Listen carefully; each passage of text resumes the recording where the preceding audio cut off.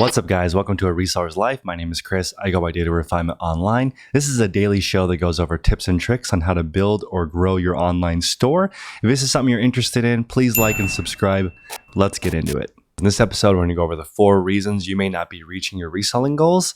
Please let me know in the comment section below. Is it time, money, space, or knowledge that's preventing you from getting to the next level? We'll see you guys on this episode. The first one is, how much time do you realistically have to work on your resale business? Do you have a family? Are you a single parent? Are you at school? Do you live at home with your parents?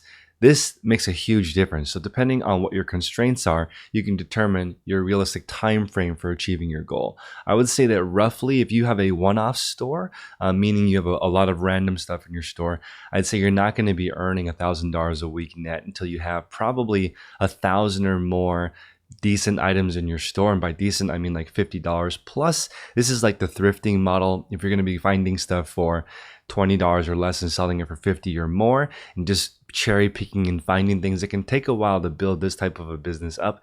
This is maybe the most common type of resale business because anyone can start. You can get stuff around your house. Time-wise, this takes a long time. It takes like 1 or 2 years, in my opinion, to really build up this inventory to the point where you are consistently having the sales come in and out before you have a regularly $300 to $500 a day in sales in order to get that. That is totally doable. It requires, I would say, $10,000 to $15,000. That's in the second question, which is how much money do you have to start? And it's a little bit more expensive, but it's more stable, meaning you have a bunch of items in a lot of different categories usually, and it's stable in the sense that you're not relying too heavily on one niche. Now, if you go a different route, you want to move towards replenishables, right? You want to be the person that sells the 10 by 10 by 10 model. I didn't come up with that. I just heard it on a podcast with Scott Volker, but I think the concept is the same. You look for replenishable items, like let's say, for example, coconut oil sells thousands of times a day. Maybe you can jump in with your own coconut oil and try to sell 10 items per day. You would start looking for where does coconut oil come from. Your research is going to be mainly at home on the computer.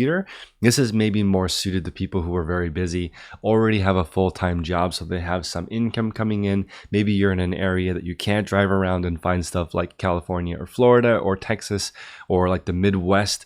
Garage sales and thrift stores are so saturated with stuff that you can go in there and pick out gems and be a treasure hunter, or you can do storage auctions. That's one way of doing it, but the replenishables model is more research. It's like 90% looking for the right product and where does it come from, and becoming a distributor for them. If you're going to be on Amazon, you need to have distribution rights to sell certain things at volume. So you're going to want to do it right from the beginning, get those invoices, figure out a niche, get ungated in that category, and you will for sure fail if you do more than one category at a time. It's very competitive, and you're competing against people who only do one thing. So if you want to get into the replenishables game, the 10 by 10 by 10 model is a lifetime goal. You can't do it all at the same time. I recommend doing one at a time. Once you have one product set up, try to get to at least $100 a day profit. If you can't get there, or you don't have faith that you can get there, I would recommend not picking that niche, because it's a bit of a grind to get to the point where you figure out how something works in a specific niche. So if you have limited time, but you have a little more capital, I would aim for a replenishable model. That's really important. If you're just doing this as a side hustle, let's say you have 10 or 20 hours a week, then if you're in that situation, I definitely would not do a private label or some kind of product that requires a lot of research, because we're talking in a replenishables game, you're going to be probably spending 20 to 50 hours a week just researching the product, especially in the beginning, to figure out what it is. If you have really limited time and you just want to do this on the weekends, I recommend almost a purely garage sale, thrifting, flea market type of deal where you just look for the premium items that are over $50. And the reason why I use that number is because it's really easy in this game to just get an entire basement or an entire house full of stuff that you paid $1 for that you can sell for 20, and you never get around to listing it. You have a huge death pile. But my experience is if you find stuff that's really expensive, you don't have any problems listing it. No one finds something really cool and has a problem getting it online. It's usually because you have too much stuff, and the easy way to fix that is to increase the average selling price of the item, which makes it more difficult to find. I know plenty of resellers, my fiance included, that she wants a $200 average sale price because she doesn't want want to have too much stuff. We have limited space here in California. She's looking for expensive stuff, like, for example, shoes that women would wear for a wedding. She's having no problems getting $300, $400, $500 for really expensive wedding shoes that she can pick up on clearance for maybe $100 to $200 with MSRPs $700 to $800. This is stuff that you can get at liquidation lots, or you can get it at the outlet, or you can get it on the half off sale, whatever department store you pick.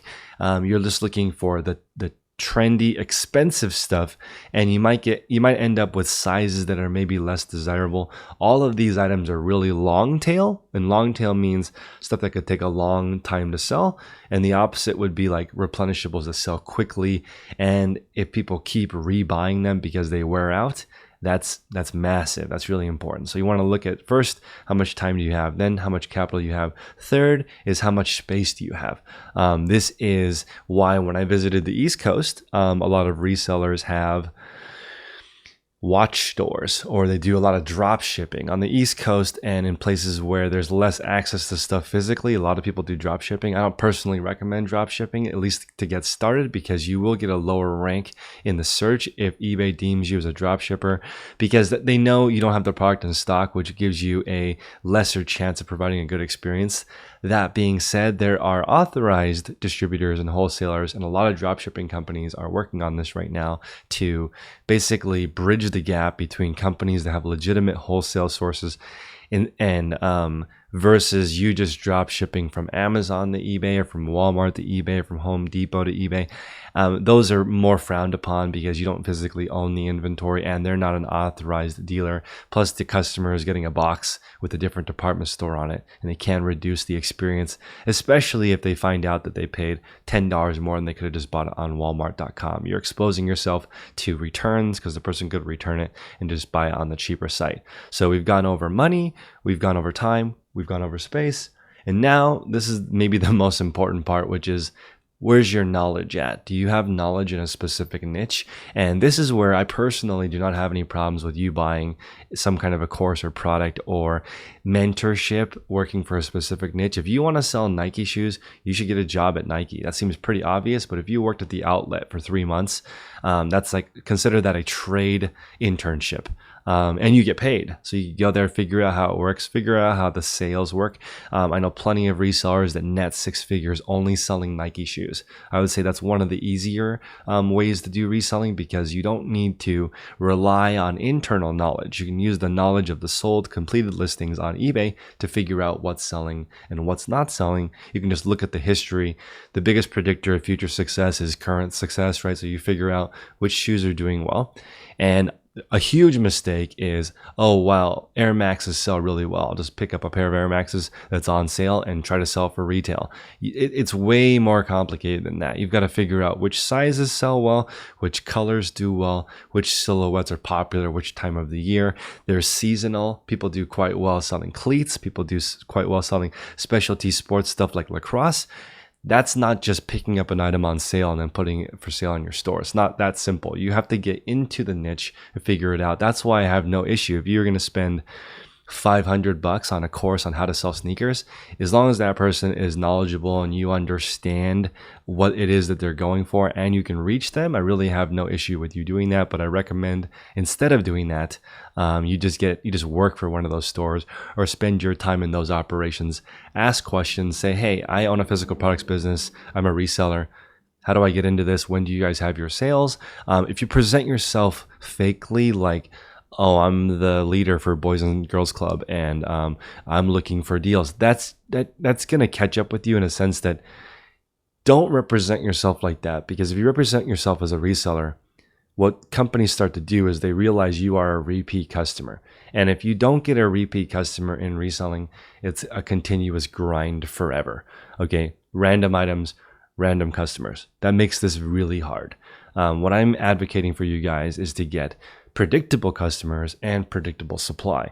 Okay, that's why I would like you to have 8 to 10 supply chain things that you can talk to. 8 to 10 people in the business that sell certain types of things.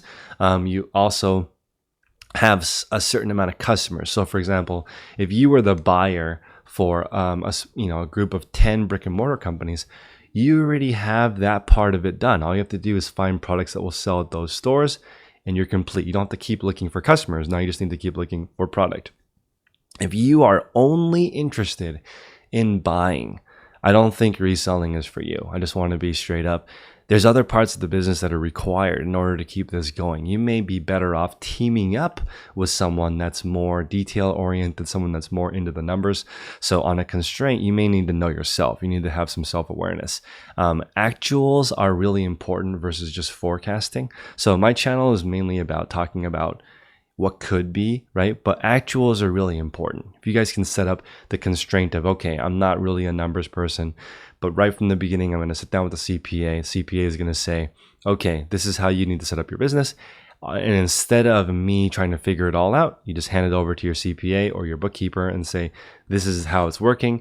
You can get QuickBooks and basically connect in your bank account, your credit card, your Amazon, your eBay, plug all those channels in, give access to your CPA. You can do that. If you want to set that up, then you're preparing yourself to make a lot of money in the future. The constraint that I want to share with you guys is the concept of building a sellable business. You want constraints because it'll prevent you from doing too many things. And if you keep in mind, I want to keep this business something that can be sold. I can pass it on to my kids.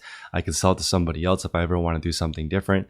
Then the number one key is clear financials. You can have a really small business that does a few hundred or a few $1,000s per month and easily sell it if it's really clear to the investor how they can get their capital back, right? So it's really, really important. I would say the number one thing that will keep you in check is, would somebody buy my business in its current condition?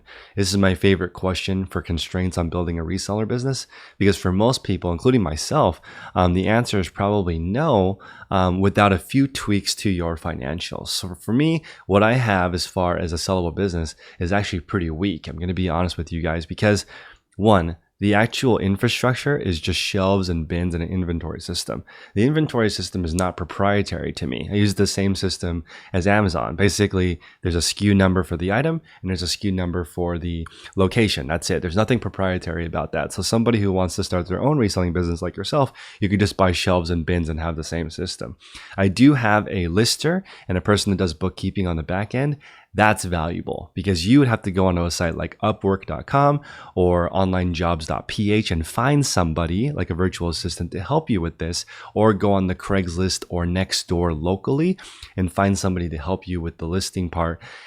That's hard, right? So if somebody were to purchase my business, they could get the VA and the lister at the same time. That's useful. That's actually worth something. The actual infrastructure and the inventory, in my opinion, once you've been doing reselling for a couple of years, the inventory is rarely the problem.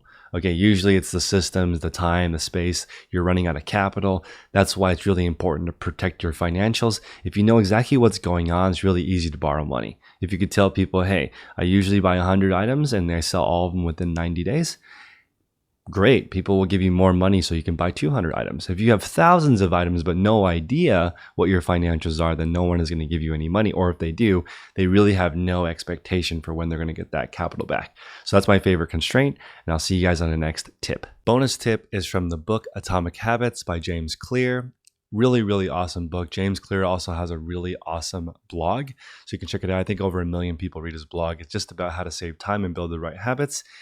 With time management, the way I look at it, when I see the people who are the most successful, they have a schedule. I got to bring up Tech and Sports. He's like the Instagram king. People look at his schedule, and we did a show that was about 7 episodes long. It's now archived, so it's no longer available, but the main takeaways were that he's just built on habits. He does almost the same thing 7 days a week. He uses the hashtag no days off.